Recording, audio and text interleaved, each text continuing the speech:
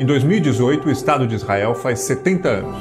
Mas para entender como esse país foi criado e por que esse mesmo fato é celebrado por israelenses e lamentado como uma catástrofe por palestinos, é preciso recuar no tempo.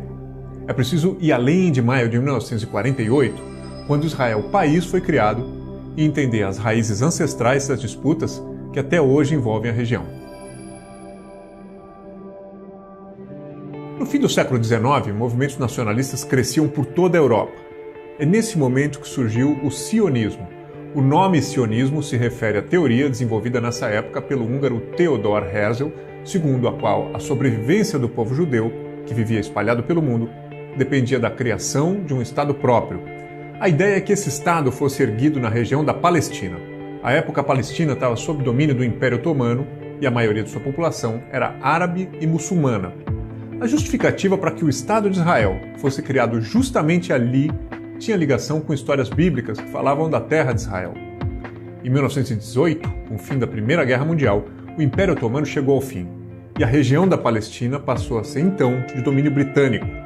Os britânicos mantiveram posições ambíguas em relação aos interesses árabes e judaicos nessa região. Dois documentos mostram bem isso. O primeiro deles, de 1917, é a Declaração Balfour. O documento foi assinado pelo ministro das Relações Exteriores inglês daquela época, que deu apoio à causa sionista e impulsionou a imigração judaica nas décadas seguintes. Mas nesse jogo ambíguo, os britânicos também publicaram o Livro Branco de 1939, que limitava a imigração judaica e restringia a compra de terras árabes por judeus. Enquanto isso, a perseguição nazista aos judeus na Europa ao longo da década de 30 e no começo da década de 1940 deu impulso à imigração para a Palestina, inclusive clandestinamente. Nesse período, os conflitos se intensificaram em cidades como o antigo porto de Jaffa, onde árabes se revoltaram contra o estabelecimento de judeus no território. Eles viam o sionismo como uma estratégia colonial e imperialista europeia, enquanto os judeus viam a imigração para a Palestina como uma alternativa de sobrevivência ao Holocausto nazista.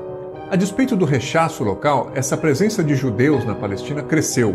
Um ano após o fim da Segunda Guerra Mundial, em 1946, os judeus já eram 1/3 da população da região, que ainda estava sob mandato britânico.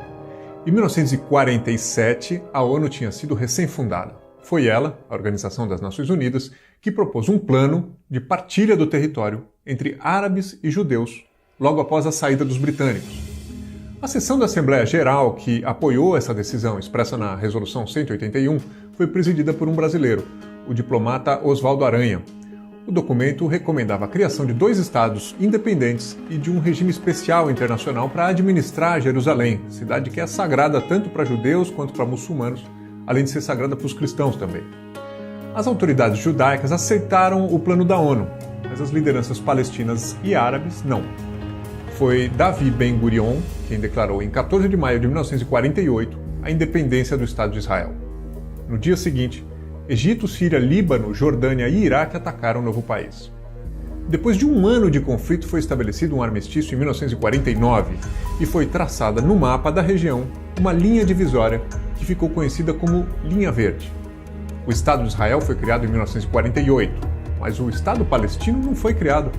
Ao contrário, ele acabou em parte ocupado por Israel e em parte dividido em pedaços. A faixa de Gaza ficou sob controle do Egito. A Cisjordânia e a parte leste de Jerusalém ficaram com a Jordânia.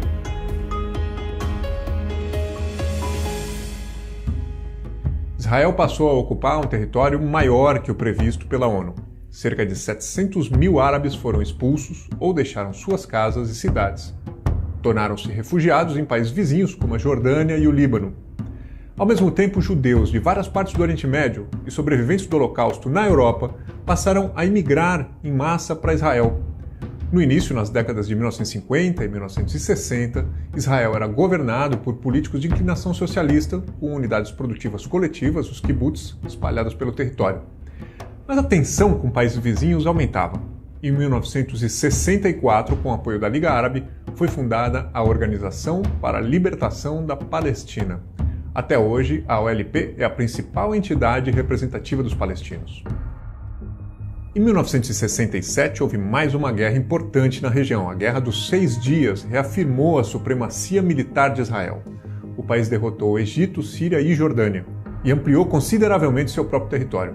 Os israelenses dominaram então a faixa de Gaza e a península do Sinai ao sul, além das colinas do Golã ao norte e da Cisjordânia a leste, incluindo a porção oriental de Jerusalém. Esse movimento de expansão é até hoje condenado pelas Nações Unidas.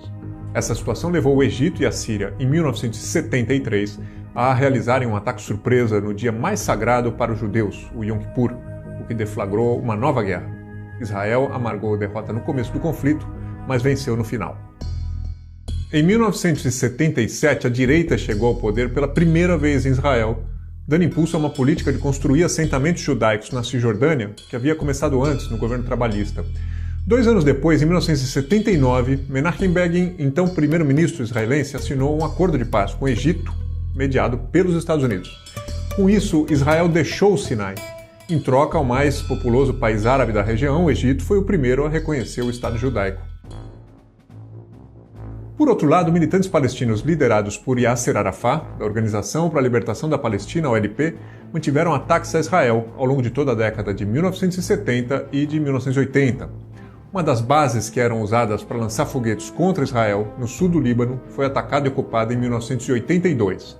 Foi a partir desse evento que nasceu o grupo xiita libanês Hezbollah, um dos mais aguerridos grupos a lutar contra o Estado israelense, financiado pelo Irã. Em 1987, um grande levante contra a ocupação israelense da Cisjordânia e de Gaza ganhou força entre a população palestina. Era a primeira intifada, série de protestos que foram duramente reprimidos pelas forças de Israel. Nesse mesmo ano foi criado o Hamas, o grupo fundamentalista sunita baseado na faixa de Gaza, que buscava a libertação da Palestina, o fim de Israel e que se opunha também ao OLP de Arafat. No meio de tantas guerras e desentendimentos, o ano de 1992 marcou o início do que poderia ser uma virada positiva. Naquele ano, o trabalhista Yassin Rabin foi eleito primeiro-ministro de Israel. Ele foi o responsável por abrir conversas de paz com os seus vizinhos, que levaram à assinatura do Acordo de Oslo entre Israel e a Organização para a Libertação da Palestina em 1993. O documento foi assinado por Rabin e Arafat. A OLP reconheceu a existência de Israel e Israel reconheceu a OLP como legítima representante dos palestinos.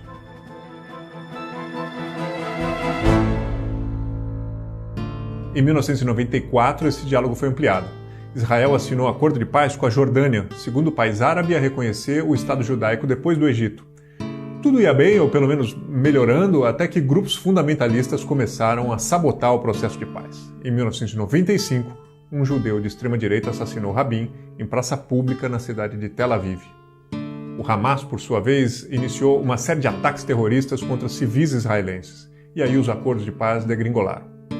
As conversas até ganhariam um novo fôlego em 2000, depois que o trabalhista Ehud Barak foi eleito no lugar do conservador Benjamin Netanyahu. Em Camp David, nos Estados Unidos, Barak ofereceu controle compartilhado de Jerusalém e 90% dos territórios ocupados a Arafat, mas a negociação não vingou. A direita voltou ao poder com Ariel Sharon, em Israel, em 2002, consequência do início da segunda intifada em 2001, o incremento de ataques suicidas à bomba contra israelenses. Israel começou então a construção de um muro, ao longo de partes das fronteiras com a Cisjordânia, adentrando em terras palestinas sob críticas redobradas de vários países. Em 2005, um recuo israelense. Sharon retirou tropas da faixa de Gaza e passou a ser controlada pelo grupo palestino Hamas 2 anos mais tarde. Esse vai e vem de gestos fez com que, nas décadas seguintes, presidentes americanos como Bush e Obama tentassem levar Israel e Palestina à mesa de negociações de novo, mas foi sem sucesso. Mais uma vez, a região mergulhou numa guerra. Israel realizou ataques contra Gaza em 2009, 2012 e 2014, matando milhares de palestinos, revidando os lançamentos de foguetes por parte do Hamas contra o território israelense. Os capítulos de violência se repetiram exaustivamente ao longo dessa história de diversas maneiras. Em 2015, por exemplo, houve a chamada Intifada das Facas, uma série de ataques feitos contra israelenses por palestinos munidos de facas. Em resposta, o exército israelense fez novas incursões militares contra palestinos.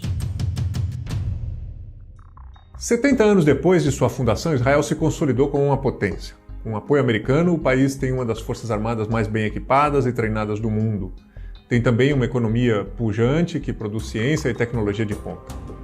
Todo esse poder, no entanto, convive com a acusação de que o país marcou a própria história com inúmeros episódios de abuso no uso da força, abusos condenados reiteradamente pela mesma ONU, que em 1948 criou o Estado de Israel. Do outro lado, a Palestina segue sem ser reconhecida como Estado.